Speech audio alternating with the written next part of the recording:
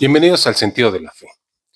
Desde los albores mismos de la fe cristiana, la Iglesia se ha visto impelida a definir su propia identidad frente a las múltiples interpretaciones que al intentar explicar el misterio revelado lo desfiguraban. Las herejías de los primeros 5 siglos no fueron meros desvaríos marginales, constituyeron verdaderos desafíos que paradójicamente contribuyeron a la maduración del depósito de la fe. La ortodoxia no nació de una cristalización rígida, sino de un discernimiento progresivo guiado por el Espíritu Santo, en el cual la tradición apostólica fue confrontada con las desviaciones doctrinales que pretendieron apropiarse de la novedad cristiana. Cada crisis doctrinal se convirtió así en una oportunidad para que la Iglesia, en diálogo con la filosofía, la cultura y corrientes religiosas de su tiempo, afirmara con mayor precisión los contenidos de su fe. El misterio trinitario, la encarnación del Verbo, la economía de la gracia, la sacramentalidad del orden, la unidad de la revelación. El primer siglo conoció ya una forma embrionaria de corrupción del mensaje evangélico, el simonianismo.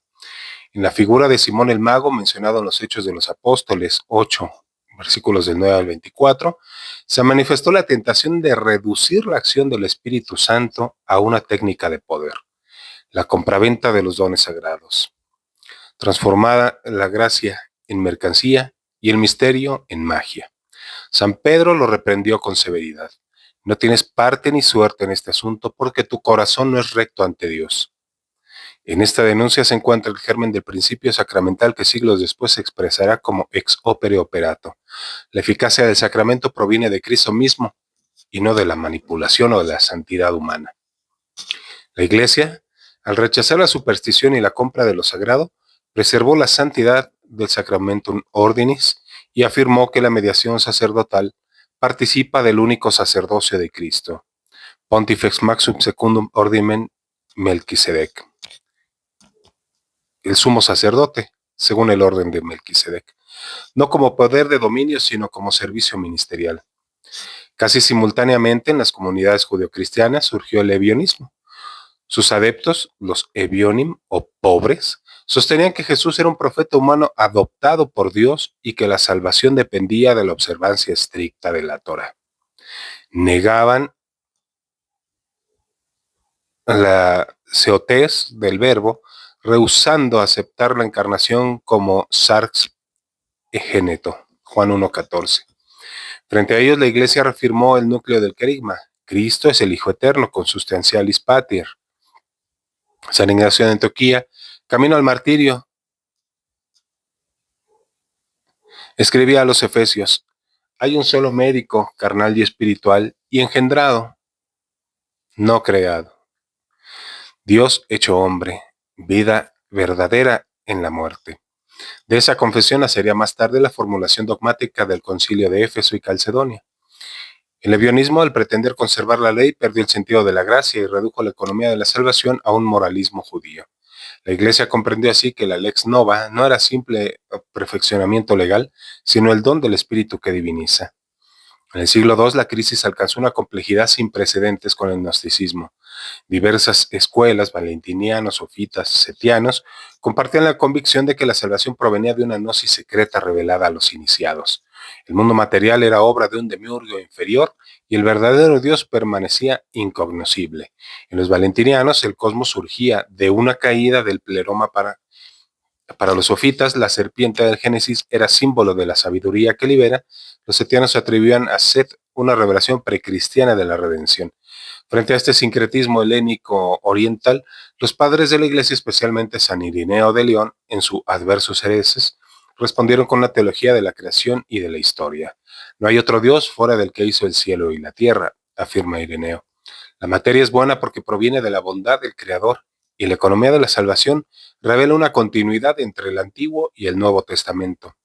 De la refutación del gnosticismo surgió la afirmación de la unidad bíblica y de la bonitas creationis, fundamentos de la doctrina cristiana sobre la encarnación redentora. Marción de Sinope, también en el siglo II, llevó a su extremo la oposición entre ley y evangelio. Su dualismo teológico postulaba dos dioses, el del Antiguo Testamento, justo pero cruel, y el del Nuevo Testamento, bueno y misericordioso. Rechazó la escritura hebrea y compuso su propio canon mutilado, compuesto por el Evangelio de Lucas, expurgado, y 10 epístolas paulinas. La respuesta eclesial fue decisiva. Al rechazar el marcionismo, la Iglesia definió implícitamente el principio de la unitas revelationis. Tertuliano, en su Adversium Marcionum, declaró que el mismo Dios es el autor de ambos testamentos y que la economía antigua prefigura la nueva. La reacción contra Marción llevó a la consolidación del canon bíblico, a la conciencia de la tradición viva, paradosis, inseparable de la escritura. Así el dogma de la revelación unitaria emergió de la lucha contra la fragmentación. Mientras tanto, el montanismo irrumpió en Frigia con fervor profético, que pretendiendo renovar la Iglesia, terminó por separarse de su magisterio. Montano y las profetisas Prisca y Maximila proclamaban una nueva profecía, exaltando un rigorismo moral y una espera escatológica inmediata. El Espíritu afirmaban, hablaba por ellos de manera definitiva. La Iglesia, discerniendo espíritus, reafirmó que el Espíritu Santo asiste al cuerpo eclesial entero bajo la guía de los obispos, sucesores de los apóstoles. Contra el entusiasmo carismático desbordado, San Ireneo y luego San Epifanio recordaron que la revelación se había cerrado en Cristo y los apóstoles. Nihil ultra apóstol, no hay más allá de los apóstoles. El montanismo permitió formular con más claridad el principio del magisterio apostólico, de la tradición regulada. El espíritu no contradice la doctrina, sino que la vivifica con unidad y con continuidad. El adopcionismo, extendido en ciertos ambientes judeocristianos y teólogos de Antioquía, sostenía que Jesús era un hombre sobre quien descendió el Espíritu en el bautismo, siendo adoptado entonces como hijo de Dios. Esta doctrina, representada por Teodoto de Bizancio y Pablo de Samosata, negaba la preexistencia de Logos. El rechazo de esta visión condujo a la afirmación que el verbum ante secula natum, el Hijo no fue adoptado, sino que eternamente era engendrado. El Concilio de Nicea en el año 325 dirá con fuerza: Gentium non factum consubstantialem patri. La Iglesia comprendió que la filiación de Cristo no es moral ni jurídica, sino ontológica. San Atanasio subraya: Dios se hizo hombre para que el hombre llegara a ser Dios, de incarnatione, afirmando la divinización como consecuencia de la encarnación real. En contraposición al adopcionismo, el docetismo había sostenido que la humanidad de Cristo era mera apariencia. Bajo influencias gnósticas negaba la realidad de la carne del verbo. Phenomenon soma, cuerpo ilusorio. San Ignacio de Antioquía refutó con vehemencia esta herejía. Si padeció solo en apariencia, también en apariencia estoy yo encadenado. La Iglesia entendió que la redención exige una humanidad verdadera en Cristo. Solo lo asumido es redimido, según San Gregorio Nacianceno. La afirmación de la encarnación real preparó la definición calcedoniense: una sola persona, hipóstasis en dos naturalezas, divina y humana, sin confusión ni división. El mandeísmo, fenómeno paralelo al gnosticismo oriental, presentaba un sincretismo religioso centrado en ritos de purificación acuática y el culto a las jerarquías angélicas. Aunque marginal al cristianismo, su concepción de Cristo como mero enviado entre otros eones ponía en cuestión la unicidad del Redentor. La teología cristiana frente a ello reafirmó la unio mediatoris, solo el Cristo, unicus salvator, reconcilia cielo y tierra. La teología joánica, interpretada por los padres, se opuso a cualquier angelolatría, declarando que nadie va al Padre sino por mí. Juan 14:6. De este contraste brotó una más profunda comprensión del carácter exclusivo y universal de la mediación de Cristo. En el siglo III, el maniqueísmo introdujo un dualismo cósmico de luz y tinieblas. Mani, su fundador, combinó elementos cristianos, zoroastrianos y budistas en un sistema que explicaba el mal como principio eterno contrapuesto al bien. La materia era prisionera de partículas luminosas y la salvación consistía en liberarlas mediante el conocimiento y la ascética. San Agustín, antiguo adepto, desmontó esta visión del de natura boni, afirmando que el mal no es sustancia sino privación del bien. La Iglesia, al condenar el maniqueísmo, reforzó la doctrina de la creación ex nihilo y la bondad intrínseca de la materia, en oposición a la reencarnación y al fatalismo astrológico de los maniqueos. Los concilios del siglo IV proclamaron la esperanza de la resurrección de la carne, realidad que corona la integridad de la persona redimida. Casi al mismo tiempo, el modalismo o sabelianismo pretendió preservar la unidad divina negando la distinción de personas. Según Sabelio, el único Dios se manifestaba sucesivamente como Padre, Hijo y Espíritu Santo, como modos de una única monas. Contra este reduccionismo, los teólogos Tertuliano en Occidente y Orígenes en Oriente elaboraron un lenguaje trinitario, una sustancia, tres personas. La Iglesia comprendió que la oikonomía de la salvación revela una comunión eterna en Dios mismo. El Concilio de Nicea sellara esta intuición afirmando que la consustancialidad del Hijo con el Padre y el de Constantinopla en el año 381 hará lo propio con el Espíritu Santo. De la controversia modalista nació la precisión terminológica que permite expresar el misterio trinitario con equilibrio entre unidad y distinción. El novacianismo, también en el siglo III, surge como reacción rigorista frente a la crisis de los lapsi. Los que habían apostatado durante las persecuciones, Novaciano nega la posibilidad de su readmisión, argumentando que la Iglesia no tenía poder para perdonar pecados graves después del bautismo. Frente a esta dureza, el Papa Cornelio y San Cipriano de Cartago afirmaron la autoridad de las llaves conferidas a Pedro, potestas clavium, y la misericordia divina como fuente de restauración. El principio de la eficacia sacramental, que no depende de la dignidad del ministro, se fortaleció aquí, preparando el rechazo posterior al donatismo. La Iglesia aprendió que la santidad de su vida no excluye a los pecadores, sino que los acoge en el poder de Cristo. El arrianismo, estallado en el siglo IV, fue quizás la crisis más decisiva. Arrio, presbítero de Alejandría, enseñaba que el Hijo era una criatura excelsa, pero no consustancial al Padre. Hubo un tiempo en que el Hijo no existía. Esta afirmación sacudió la fe de la Iglesia. El Concilio de Nicea en el año 325 proclamó homoousios. El Hijo es de la misma sustancia del Padre. San Atanasio defendió esta verdad con heroísmo, declarando que si Cristo no es Dios, tampoco puede salvar. De esta batalla teológica nació la primera gran confesión trinitaria universal. Los padres capadocios, Basilio, Gregorio, Nacenceno y Gregorio de Niza, perfeccionaron el lenguaje trinitario distinguiendo ousia e hipóstasis, y así la fe de la Iglesia alcanzó la formulación clásica. El donatismo, que sacudió el norte de África en el siglo IV, retomó el problema de los ministros indignos. Sostenía que los sacramentos administrados por obispos o sacerdotes caídos eran inválidos. Sostenían. San Agustín respondió que la eficacia sacramental proviene de Cristo mismo, no del mérito del ministro, ex opere operato. La Iglesia es corpus permixtum, trigo y cizaña hasta el juicio final. La respuesta al donatismo clarificó el realismo sacramental y la universalidad de la gracia eclesial, más allá de las imperfecciones humanas.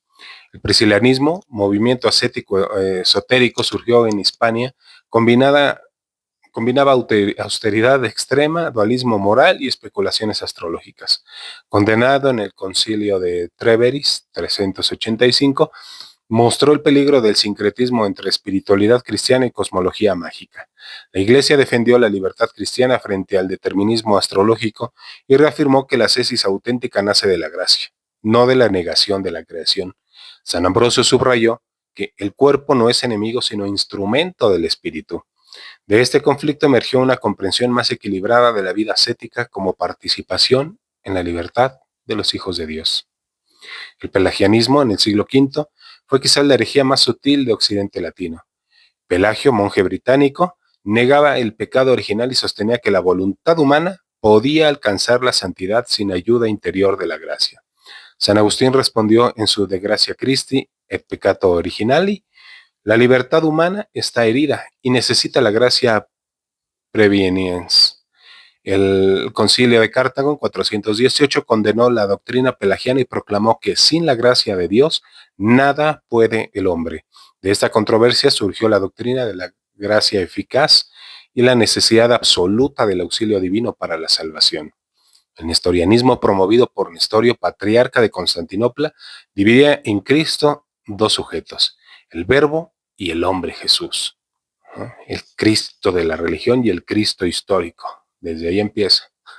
Rechazaba llamar a María Theotokos, es decir, María para ellos no es madre de Dios, sosteniendo que era solo Cristotokos, la madre de Jesús, la madre de Cristo. San Cirilo de Alejandría lideró la oposición defendiendo la unión hipostática, una sola persona divina en dos naturalezas. El Concilio de Éfeso en el 431 definió solemnemente que María es madre de Dios porque su Hijo es verdaderamente Dios hecho hombre. Con esta formulación la Iglesia preservó la integridad de la redención, es decir, solo si quien muere en la cruz es el mismo Verbo encarnado, la salvación tiene eficacia universal. Poco después, el monofisismo representó el extremo opuesto. Eutíquez, monje de Constantinopla, sostenía que tras la encarnación solo subsistía una naturaleza, la divina, absorbiendo la humana. El Concilio de Calcedonia en el 451 responde proclamando que en Cristo hay dos naturalezas, inconfusas, inmutables, indivisas, inseparables. León Magno, en su célebre Tomus et Flavianum, resumió: cada naturaleza actúa en comunión con la otra, lo que le es propio. Así se definió el equilibrio cristológico que dominaría toda la teología posterior. El Dios hombre, verdadero Dios y verdadero hombre, redime precisamente porque une sin mezclar.